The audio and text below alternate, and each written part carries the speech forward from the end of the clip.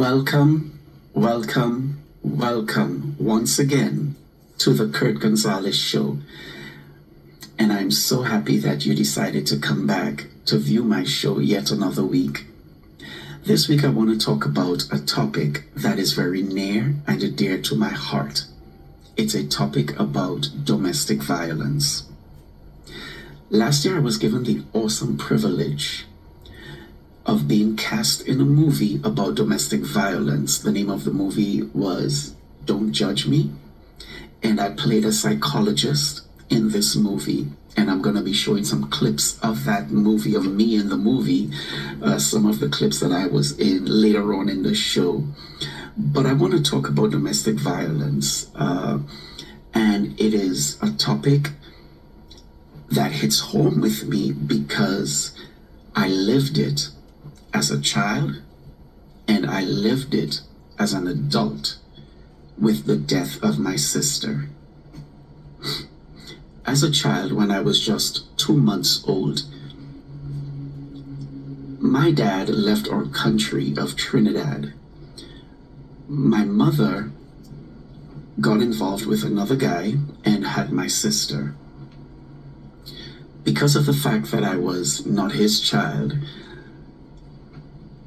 he did not like me very much, so I was physically abused every single time my mother turned her back.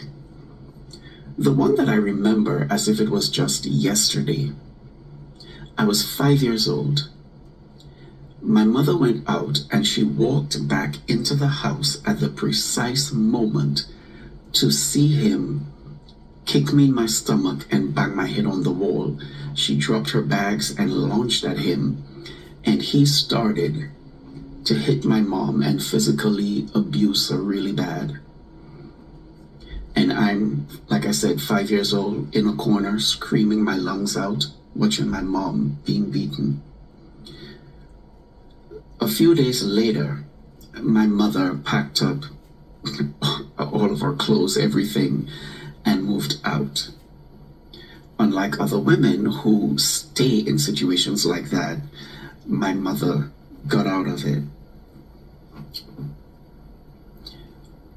When I was 8 years old, my mother got married to someone she was then dating.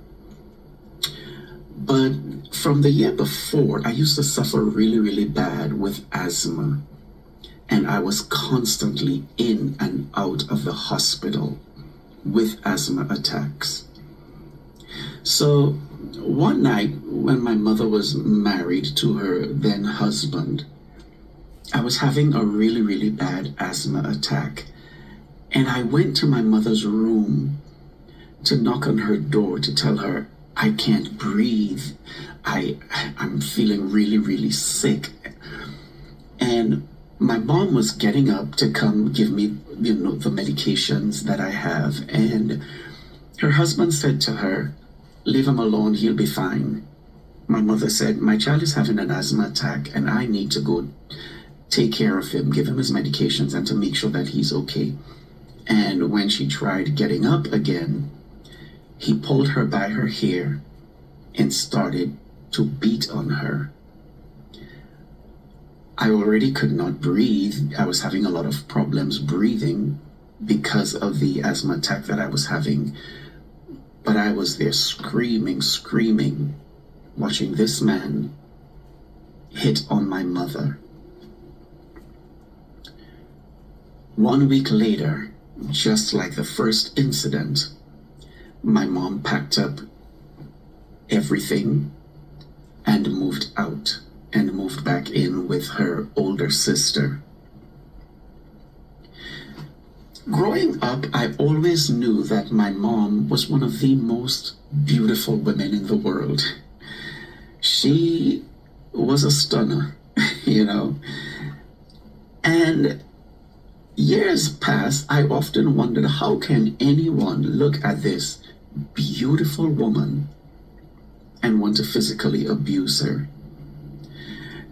Last year, my mom modeled in a fashion show at our church, and I was sitting in the audience, beaming with pride, looking at my mother model And in my mind, I'm just saying, my God, I always knew my mom was stunning, but my God, at 75 years old, in this fashion show, I was literally amazed at how beautiful this woman really is.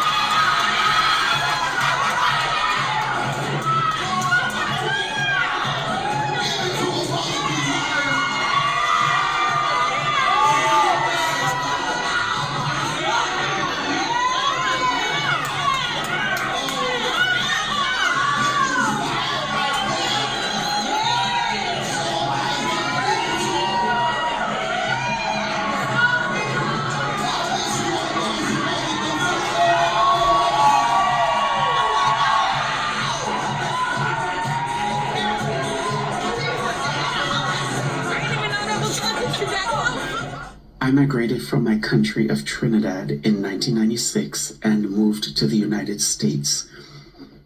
My sister and my mother was still back in our country. Not too long after I migrated, my sister started dating a young man there and had a child for him. Not too long into their relationship, it started becoming very physically abusive. He would hit my sister. It did not matter whether it was private or public. One day my mom was in the house and she heard a commotion in the backyard. When she ran to the back, she saw him standing over my sister, who was laying on the ground, and he standing over my sister with a belt, hitting her. My mom screamed at him. And then she went and actually called the police and got a restraining order from him, a restraining order against him so that he will not be coming back to our home. He would still go see my sister wherever she was, and the abuse, it did not matter if they were in public, he would still hit my sister. And she stayed in that. One day, she was going to take their daughter to a doctor's appointment, and he saw her on her way to the doctor. He went up to her and he said to her, "I'm coming to see my child this weekend, and if anybody tries to stop me, I'm going to kill somebody." She called me that night, crying, afraid, and was just feeling all hopeless. I said to her, "I want you to pack up everything." And 1 week later, I had her on a plane to be with me in New York. A couple of years later, she started dating this guy who was living in the building right next door to us. I was very, very adamant about her not dating him because I felt he was totally bad news. I did not want her seeing him, but my sister felt that I was a little judgmental. This guy, I told her, is bad news. I need you to stay away from him. And don't even put God out of your thoughts to bring him into my home. But she was an adult. I could not tell her who to date. She continued dating him and had the child for him. Not too long after she got pregnant, he started physically abusing her. She hid a lot of the abuse from us because she knew we did not want her dating him. She went through 6 years of abuse at the hands of this man. And after 6 years, she decided she's had enough. She told him, I'm tired, I'm done. You can come and see your child as often as you want, but as far as you and I are concerned, I'm done. My sister worked as a nurse's aide in a hospital, and on the 18th of September in 2013, she left work. She went and picked up her 2 daughters who were 15 and 5 years old at the time. And when they got to the house, her boyfriend or ex-boyfriend was waiting outside of the building. He hugged and he kissed his daughter, which was the 5-year-old. And as they were going into the building, he stopped and he gave the girls $8 and told them to go to the corner store to get some chicken. When they left, he went inside of the apartment with my sister, shot her 3 times in her stomach, and as she laid lifeless on the floor, pointed the gun to the back of her head and shot her 3 more times in the back of her head to ensure that she was dead. And then he ran. And a few minutes later, here comes the girls from the store to find their mother dead on the floor. It was when I was going through my sister's things after her death, I saw a disposition that she wrote, because she was in a domestic violence shelter at one time, but she did not give us a lot of the details as to why she was there. But this deposition that she wrote to the shelter listed all the events and the abuse that she was going through. And I was just breaking down crying reading this to see that the amount of times he would hit her, choked her out till she blacked out. The extent of the abuse was so bad, and I was crying a whole lot.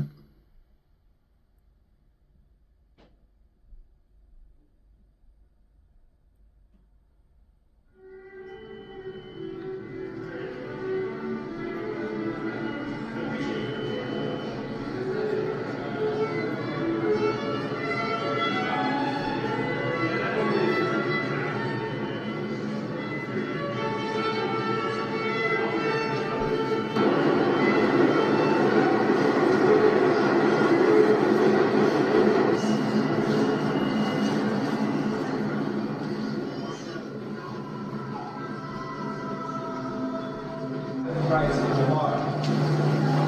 The greatest thing you can do is say, yes, Lord. It is a dream of many people from third world and developing countries all around the world to leave their birthplace and migrate to New York City, the Big Apple, the melting pot, the capital of the world. This story, however, talks about the nightmare experience of one migrant family who left their home in Trinidad and Tobago to seek out a better life in Brooklyn. Yeah, this story is tragic, but one that simply must be told.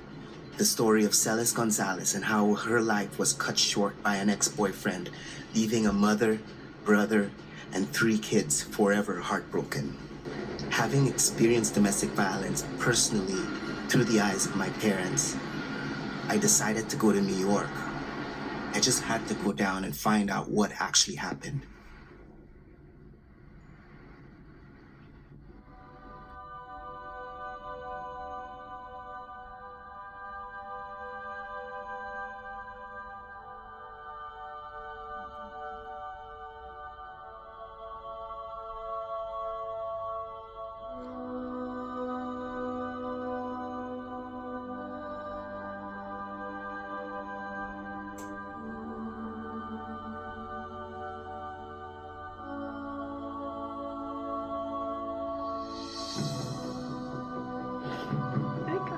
Gonzales. Imagine losing your child, your only girl child. Imagine losing your child. It's hard, it's hard.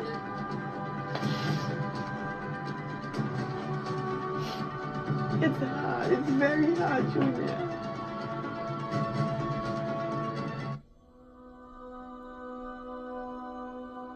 So I open the door, and Lissa, she plays this game. She has to go up the stairs first, and she has to get to the top before everybody else does.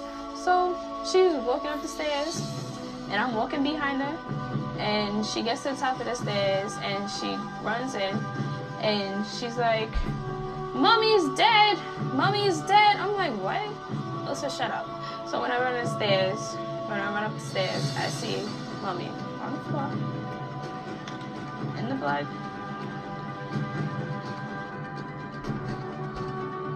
Anything else you wanna talk about?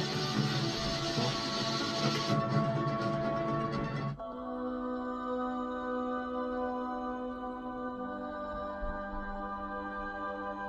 Celeste started getting back very, very much involved in church. And she started going to a branch of the church that we went to in Trinidad, Deliverance Temple. They had a branch over here, and when she started getting back involved in church, she told Eric that she doesn't want to be involved with him anymore. But he was not accepting that, so he kept stalking her repeatedly, and she kept pushing him away from being involved in a relationship with him. So on the 18th of September, she got home from work. She picked up the two girls, and she came home, and he met her outside. He shot my sister 3 times in the body, and when she was laying on the floor helpless and lifeless, he then put the gun to the back of her head and shot her 3 times in the back of her head to ensure that she died. And then he ran into hiding. We need to find this monster and put this monster where he belongs.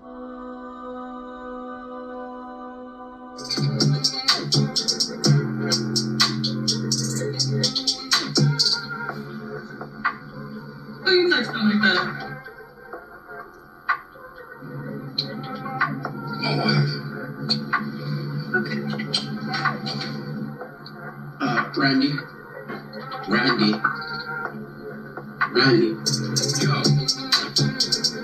Yo, what's up, Mace? You know anybody talking to you, man? So? Hey, Randy, I'm gonna need you to take the headphones off, okay? Take it away. Come on, man. Tell me what to do. Turkey. All right. Oh, come on. What the hell is that at the door? Sit. Rude, man. Please calm down, Rex. Leave Okay? me alone, turkey. Everyone, please welcome our new participants. Hi. Hi. What's happening? Would you like to share anything with us? I don't even know if I'm in the right place. My friend was texting me that there was some type of session here tonight. Yes, this is it. Okay. Well, I'm really glad that you decided to join us tonight. I want everyone to be comfortable, as everything that is discussed here stays here. Okay? All right. Now, who would like to share with us first? Well, my wife, she beats me. She white, and like all she see me is like some house nigga. She started with all this, verbal abuse, and then it come on to the physical. Okay. Anyone else?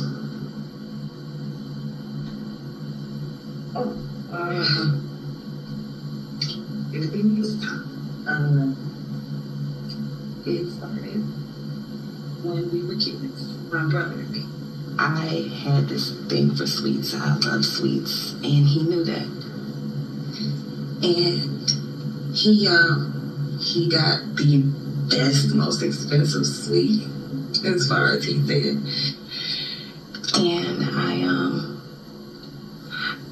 I wanted it. So he was like, you can have it, but you gotta play a game. It's called Tricks for Treats.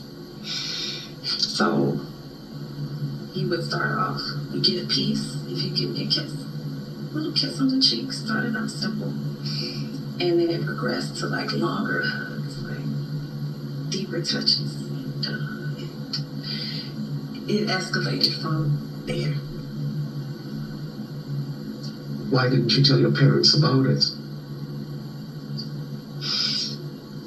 He was the favorite thing. He was there first, and you get warned about the people that pull you into a van. They don't warn you about. They want to believe that. Our session is coming to an end. Would anyone else like to share? No? Okay. Well, I look forward to seeing each of you again next week. Okay?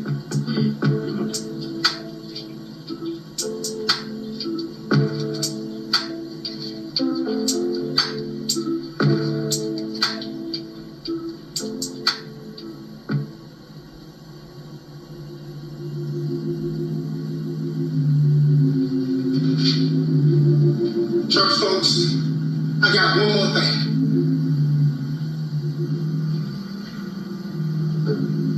You have not because you asked.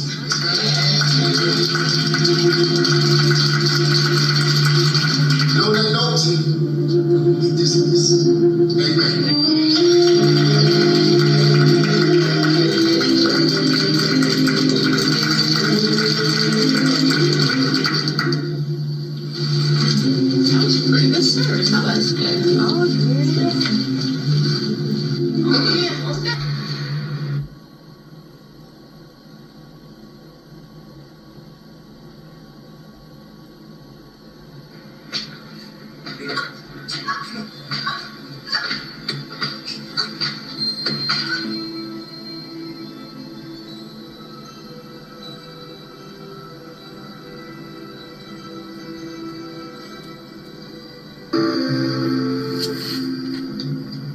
So, are we good on what we spoke about last week?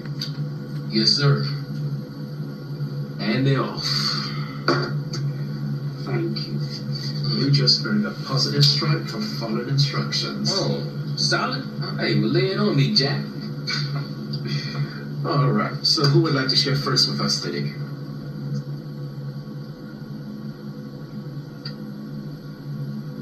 I'll start.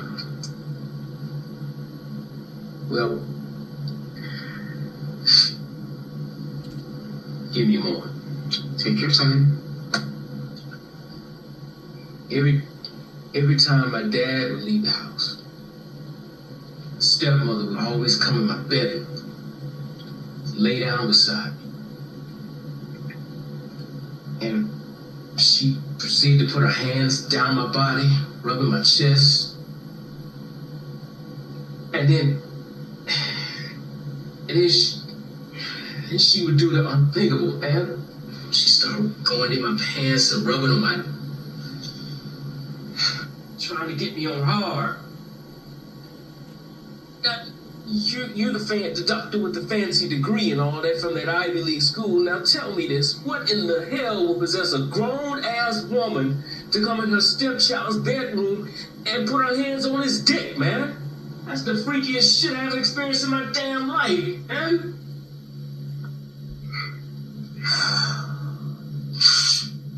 Robin, do you have anything to share with us? Nah, Doc. I'll talk to you in private.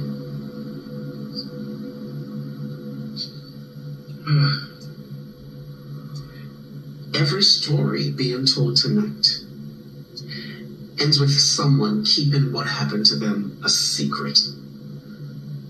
This is why we're here in these counseling sessions, so that you can express yourselves. You can release yourself here in these counseling sessions so that you can regain control of your lives. Next week, I'm going to show you all some footage as to why you need to take these situations seriously. Okay? Does anyone else want to share?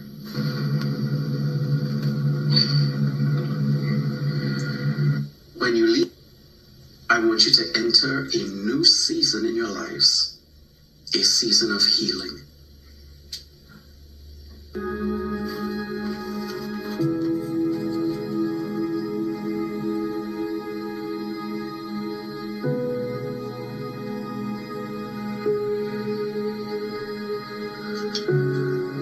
This is what I think. You feel guilty about the things that you have done, about the feelings you sometimes still have. You still love your husband, yes? I do.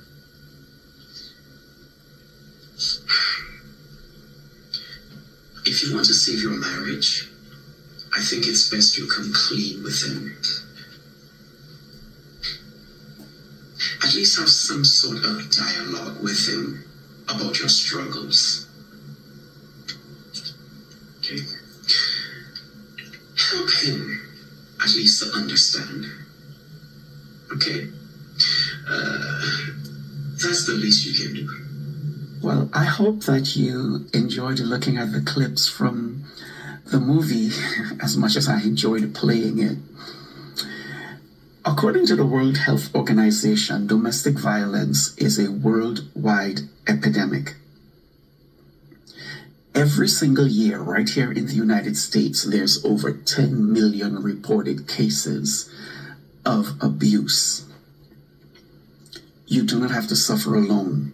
You should not have to suffer or be abused in any way at all. And abuse is not just physical, but it's also verbal, mental, emotional. If you or anyone that you know is dealing with any kind of abuse, please do not suffer in silence.